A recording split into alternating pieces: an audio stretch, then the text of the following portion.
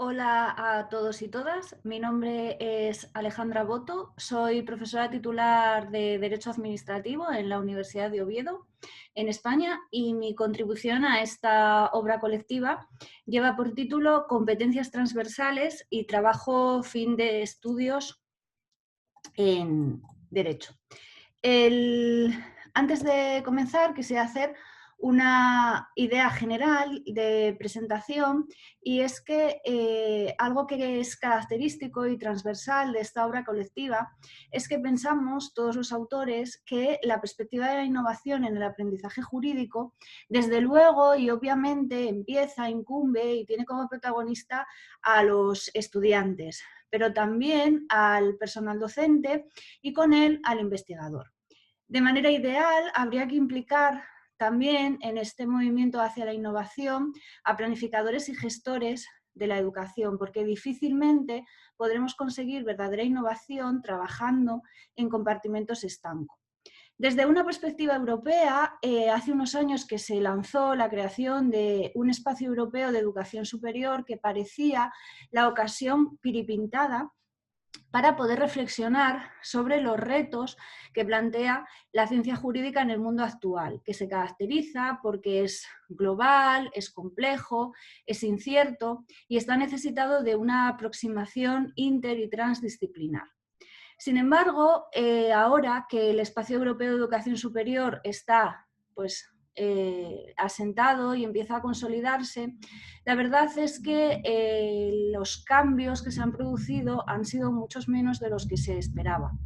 Las universidades siguen embebidas de burocracia y de formalismo en la enseñanza. Es verdad que las formas, los canales y las apariencias han cambiado, pero en realidad todavía se aprecia que existe una gran desconexión entre lo que enseñamos en las aulas y lo que el mundo cambiante y complejo que nos rodea necesita. Además evidentemente de los debes y de los defectos que puede tener pues, la aproximación de los docentes hacia la enseñanza, es difícil porque las estructuras no se han modernizado lo suficiente. El mundo universitario no es un mundo, por lo menos en la vieja Europa, flexible, los sistemas siguen siendo rígidos y existen muchas resistencias al cambio.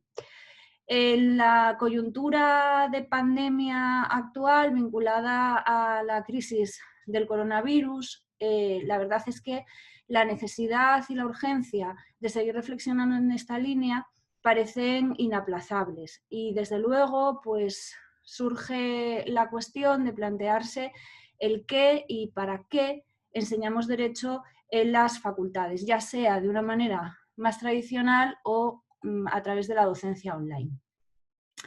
Voy a desarrollar mi ponencia sobre todo tratando de establecer un contraste entre el viejo formalismo y el nuevo formalismo, porque mi tesis es que en realidad no hemos superado las estructuras formalistas, por mucho que el espacio europeo de educación superior y todo el procedimiento de transformación de las universidades vinculado al movimiento de la Declaración de Bolonia haya apostado en principio sobre el papel por una enseñanza-aprendizaje más dinámica y más antiformalista. Trataré de reflexionar sobre el tema partiendo de la idea de que sí es verdad que los canales en cierta medida se han modernizado,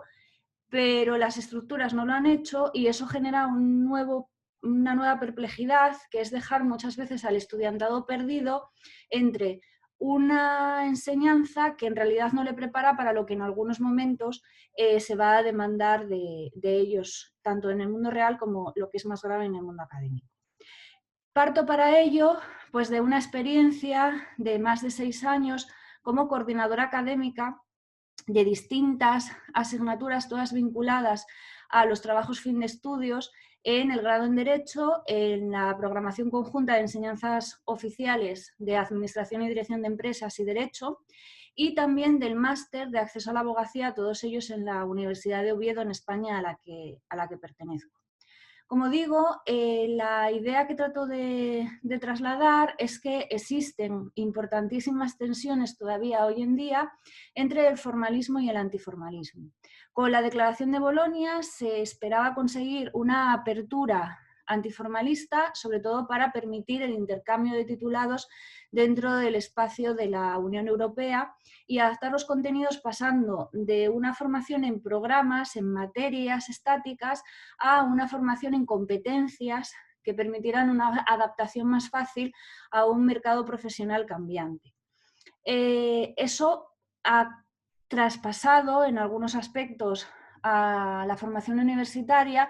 pero en mi opinión no se llega a conseguir del todo. Y voy a utilizar como ejemplo para canalizar esta reflexión los trabajos de fin de estudios y en particular los trabajos de fin de grado. Los trabajos de fin de estudios existen en todas las nuevas titulaciones adaptadas al espacio europeo de educación superior. Tienen unas reglas comunes que están establecidas en ese espacio europeo común, pero también es verdad que admiten variantes en función de los distintos estados y sus planes de estudio e incluso entre titulaciones distintas. Además, también hay reglas que dependen de la autonomía de cada una de las universidades. Voy a hablar un poco de la configuración del trabajo fin de grado en Derecho en la Universidad de Oviedo. Es una asignatura obligatoria, lo que quiere decir que cualquier estudiante que quiere egresar como titulado en el grado en Derecho va a tener que superar el trabajo fin de grado. Se imparte en el segundo semestre del último curso, que es el cuarto si se sigue la modalidad a tiempo completo, en la Universidad de Oviedo, que es una universidad pública. Pretende que el estudiantado que lo cursa sea capaz de buscar, de tratar y de sistematizar datos e informaciones sobre un específico tema, que es el que centra su objeto de estudio, y formular, tras una fase de análisis y de interpretación, una serie de opiniones y de conclusiones concretas. La finalidad del trabajo fin de grado, y esto es importante dejarlo puesto de manifiesto desde un inicio, no es elaborar un trabajo de investigación, no es elaborar una tesis doctoral en pequeño o un proyecto de doctorado. Es importante dejarlo claro porque muchas veces la forma que se le da al trabajo, que lleva una memoria escrita y luego tiene una defensa delante de un tribunal, se parece mucho a lo que el profesorado universitario juzga como la evaluación de las memorias doctorales. Y a veces erróneamente se cree que tiene que tener pues, un nivel de excelencia o de calidad proporcional al tiempo que se le dedica, pero con el mismo nivel de las tesis doctorales. Y desde luego no es eso, sino que se trata de conseguir que se demuestren un compilatorio de competencias transversales en el grado. Tiene una parte, como digo, que es una memoria escrita. En el caso concreto de la Universidad de Oviedo se establecen unos límites para homogeneizar todos los trabajos independientemente de su temática y tienen que versar con entre 25 y 50 páginas y ajustarse a un formato específico que se define y que de nuevo quizás por una referencia mal entendida, se aproxima muchísimo a las pautas de los trabajos académicos que se publican, por ejemplo, en libros colectivos, en revistas científicas y en monografías. Evidentemente no pueden tener ese rigor ni necesariamente esa originalidad. Perdón. De acuerdo con la guía docente, que es una suerte de contrato que se establece al inicio de curso entre la universidad y sus estudiantes, los resultados de aprendizaje que se pretenden conseguir con esta asignatura y que son los que ha de evaluar ese tribunal son la percepción del ordenamiento jurídico como una unidad y la necesaria visión interdisciplinaria de los problemas jurídicos, la definición y la organización de los contenidos que se han adquirido a través de las distintas formaciones que se reciben en el grado y la elaboración y defensa en público de los resultados del trabajo fin de grado, tanto ante un público especialista como ante un público no tan especialista. Por eso se trata de que los tribunales de evaluación estén integrados por profesores que son especialistas en el área de conocimiento en el que se desarrolla el trabajo, pero también de otras áreas afines o no tanto. El trabajo fin de grado es una asignatura que está prevista como una asignatura semestral. Hay unas horas de tutoría, de trabajo entre el tutor y el alumno, pero también y fundamentalmente la carga del trabajo es fundamentalmente un trabajo autónomo del estudiante. Todos los alumnos, como he dicho, porque se trata de una asignatura que es obligatoria, tienen que realizar ese trabajo. Y todos los años hay trabajos muy buenos, porque tenemos, evidentemente, alumnos que son muy buenos, muy brillantes, que apenas necesitan guía y que realizan trabajos espontáneamente muy cualificados. Pero también hay trabajos, evidentemente, muy malos. Eliminando los dos extremos, lo que se aprecia es que los estudiantes en general presentan dificultades para redactar este tipo de memorias. Son unas memorias que son posiblemente más amplias de lo que están acostumbrados a realizar durante el grado, con unas pautas formales que ya no se parecen a los trabajos académicos que pueden haber realizado durante la carrera, y se encuentran perdidos porque no han recibido la formación adecuada para poder realizar este tipo de memorias. Esto se manifiesta más allá de las percepciones individuales, porque las tasas estadísticas lo demuestran. Es una asignatura que tiene una tasa de rendimiento muy baja, lo que significa que hay muchos alumnos que matriculan la asignatura, que la siguen, por tanto, que supuestamente están haciendo el trabajo, pero sin embargo muy pocos que lleguen a presentarlo. Paradójicamente después, la tasa de éxito es bastante alta, es decir, de entre los que se presentan, los trabajos salen adelante, se aprueban además con notas notablemente altas en general. Hay algunos casos en los cuales no se supera la asignatura, pero son anecdóticos. Por lo tanto, lo que se está demostrando con esto, en mi opinión, es que se está produciendo una barrera en el acceso final al título, y en mi opinión es porque no hemos preparado a los alumnos durante los años anteriores para la realización de este tipo de trabajos. Evidentemente, la capacidad individual, las lecturas, la facilidad para la redacción, para la búsqueda de fuentes,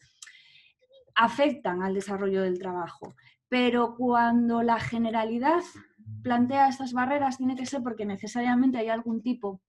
de defecto estructural. Y, en mi opinión, esto tiene que ver con las carencias previas. El grado en Derecho se ha comprimido con la ocasión de los llamados planes Bolonia, de 5 años que había tradicionalmente, ahora se imparte solamente en 4. Las asignaturas se comprimen en semestres, que en realidad son semestres de 14 semanas, en los cuales muchas veces hay festivos, incluso vacaciones, en el caso, por ejemplo, del segundo semestre, con la Pascua y la Semana Santa, y en el caso del primero, con las festividades de Navidad, y por lo tanto, al final, se trata de muy poco tiempo para poder desarrollar las competencias que antes se correspondían con una formación mucho más amplia. Eso hace que cada una de las asignaturas de las áreas de conocimiento se centre o trate de hacerlo en las competencias específicas que le corresponden, de manera que se abandonan competencias transversales.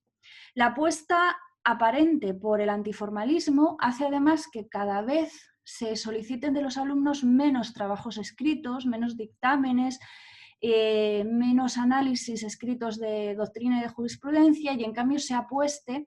por la oralidad, porque bueno, eso da más inmediatez y se aprecia también que puede tener un carácter más práctico. Hay experiencias de juego, de gamificación dentro del aula, y evidentemente todo eso tiene sus ventajas y trabaja ciertas competencias, pero se abandona la formación más clásica del trabajo escrito. Si a ello le añadimos además que, como ya he comentado, les vamos a pedir un rigor y una formalidad que empieza a parecerse mucho a la de las publicaciones académicas, al final lo que nos encontramos es que hay un gran volumen de estudiantes que tienen problemas para la gestión de las fuentes, para la localización, para el manejo de la bibliografía, que no saben citar. Y lo que es peor es que a veces tienen serios problemas también para ser capaces de traducir sus ideas por limitaciones en la redacción, en el estilo, en la gramática, en la ortografía. Muchas veces, en lo personal, tengo que decir que lo que les cuesta es saber cuánto tienen que citar de los autores de los cuales se nutren para formarse una idea,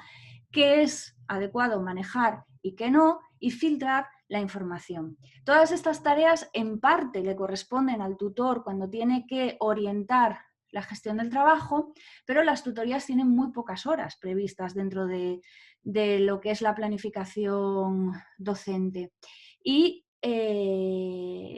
muchas veces lo que se le solicita excede con mucho lo que el tutor puede ofrecer, sobre todo cuando los problemas a lo mejor llegan a ser de manejo de bases de datos o incluso de manejos de programas de gestión de texto. Como mera casuística puedo decir que en ocasiones no saben manejar programas de gestores de citas, pero tampoco colocar las notas a pie de página, seguir un estilo de citas porque son incapaces de diferenciar incluso cuál es la fuente. Es decir, son todo cuestiones que suceden, pero que les obligamos a enfrentarse a ellas en un punto muy concreto al final de los estudios y posiblemente sin la guía suficiente. Muchas veces los tutores entienden que son herramientas con las que los alumnos ya deberían llegar a ese punto porque están al final de su formación universitaria, o incluso que, sobre todo en el caso pues de la redacción y de la capacidad de expresión y de estilo, que a lo mejor tenían que venir trabajados incluso de niveles inferiores a la universidad, pero acaban demostrándose en este punto porque quizás hasta ese momento no les hemos pedido un trabajo formal suficiente. Conste que no estoy defendiendo en absoluto la vuelta al formalismo más rígido, al manejo de trabajos escritos todas las semanas o al análisis sesudo de jurisprudencia. Creo que lo que debería hacerse es combinar unos talleres prácticos con esa actividad informal, porque el alumno de alguna manera no puede ser que la primera vez que se enfrente a un trabajo de este tipo sea precisamente con las prisas de querer terminar sus estudios en el último semestre cuando se enfrenta al trabajo fin de estudios.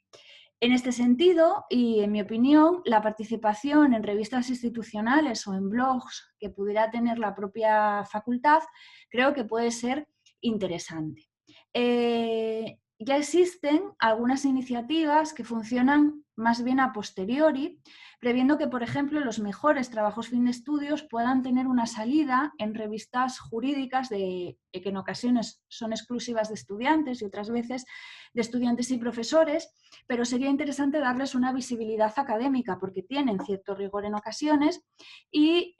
además eso ayudaría también pues, a afianzar ciertas vocaciones investigadoras, a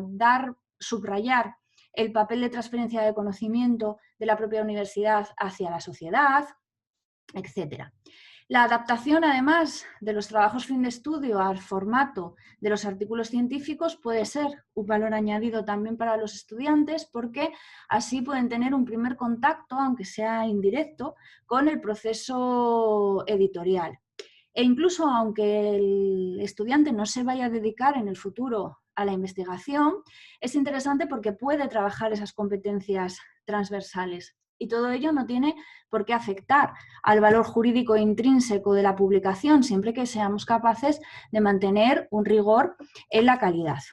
En este sentido, existen ya iniciativas en la Universidad de Oviedo, en la Facultad de Derecho, por ejemplo, se está editando una revista anual que está abierta a la participación de los estudiantes a través de los mejores trabajos. Podría canalizarse, no es este el caso en la Universidad de Oviedo, pero podría hacerse por la experiencia que se conocen en otras universidades a través de algún tipo, por ejemplo, de un proyecto de innovación docente, pero es fundamental tener en cuenta sus pros y sus contras. Desde luego es una apuesta potente por este tipo de iniciativas que fuera capaz incluso de crear una red entre distintas facultades, incluso de distintos países, no solamente reforzaría la función de transferencia de conocimiento de la universidad, sino que afianzaría también esa dimensión externa y esa colaboración interuniversitaria.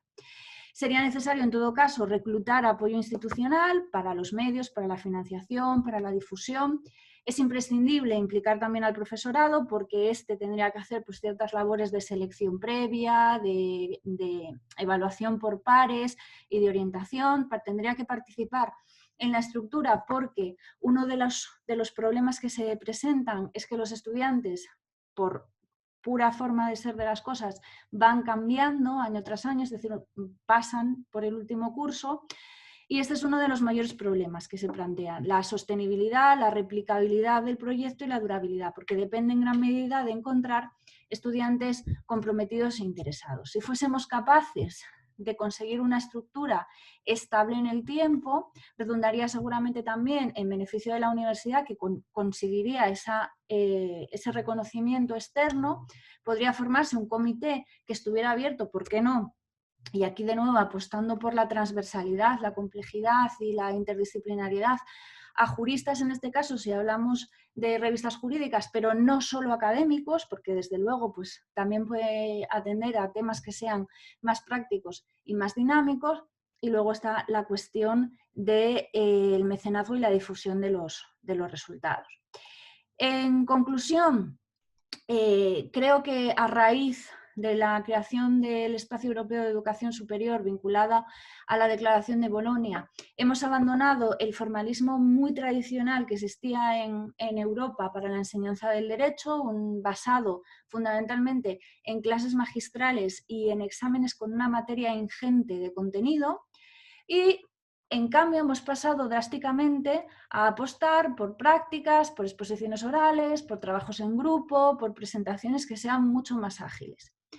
Pero eso no debe engañarnos, porque en realidad el funcionamiento cotidiano demuestra que seguimos metidos dentro de un gran formalismo, con una docencia que sigue muy apegada a programas, a cronogramas, como he dicho, semestres que son muy cortos en el tiempo y que obligan a concentrarse en las asignaturas, en las competencias propias, como si se tratara de compartimentos estanco, cuando todo el mundo creo que puede estar de acuerdo en que el derecho real es un derecho horizontal, transversal y complejo. Las asignaturas, por eso, no acaban ofreciendo una visión de conjunto, y cuando el estudiante tiene que enfrentarse en el último semestre a la redacción del trabajo fin de grado, no cuenta con una visión transversal, no cuenta tampoco con las competencias básicas y más elementales que quizás necesitaría para afrontar con solvencia un trabajo de este tipo. Además, esto que en general pues es una constante dentro de los trabajos fin de estudios jurídicos, se exacerba en los casos en los cuales se realizan trabajos vinculados a las áreas de conocimiento de derecho, pero en titulaciones que no tienen exclusivamente contenido jurídico. Eso ocurre porque, por ejemplo, el derecho administrativo, que es el área de conocimiento a la que yo pertenezco, se imparte efectivamente en la Facultad de Derecho, pero también tiene un peso importante en estudios que se imparten en otras facultades, en la Facultad de Economía y Empresa, en la Facultad de Turismo y Ciencias Sociales, pero incluso en las ingenierías, en la topografía, vinculadas al urbanismo, vinculadas a la construcción, por ejemplo, en los casos de la arquitectura, o incluso en ciencias experimentales, donde a veces también es necesario pues, conocer determinados límites de la legislación del sector público. En esos casos los problemas se exacerban porque las asignaturas que previamente han visto, al estar tan concentradas en sus competencias exclusivas propias, pues evidentemente no facilitan esta visión transversal. Por otra parte, también puede apreciarse que en la medida en la que los trabajos fin de estudios no solamente afectan al nivel del grado, sino que también se dan en las titulaciones de posgrado, superado el nivel del grado, el alumno cuando cursa un máster tiende a reproducir el mismo esquema del trabajo fin de grado en el trabajo fin de máster. En general se entiende que es una apuesta exitosa, puesto que si ha superado el grado, lo mismo tendrá que servirle, las mismas herramientas tendrán que servirle para superar el máster, pero esto es una pena porque se olvida de que la formación de posgrado busca algo más, tiene otro enfoque, pero de nuevo los másteres tienen una duración bastante corta, muy concentrada, y es difícil conseguir que pueda darse esa visión colaborativa.